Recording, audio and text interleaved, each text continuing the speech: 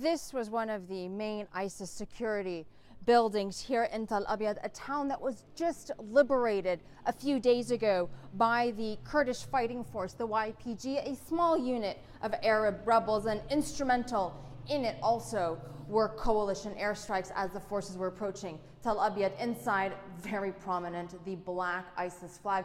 Here on the wall, this is addressed to all of our brothers on the checkpoints. It's asking if anyone has experience in teaching the Quran.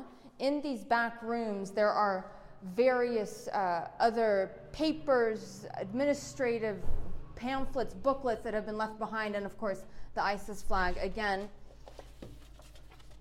This one is if someone has committed a crime, and say, for example, an individual wants to come in and guarantee to the ISIS authorities that that crime won't be committed again.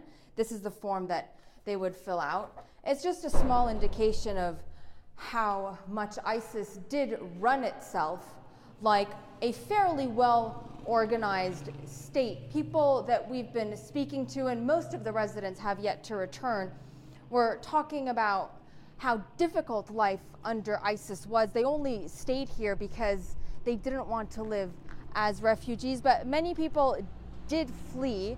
For example, if you look across the street, the red writing there, that says state on it, and you see it on a number of buildings and storefronts here. That means that they were abandoned or that ISIS laid claim to them, marking them with state. Most of them did belong to Tal Abyad's Kurdish population.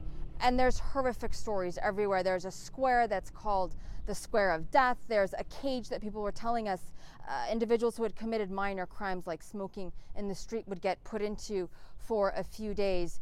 People relieved at this stage that not that much damage has been done to Tal Abyad, but many of them have yet to return.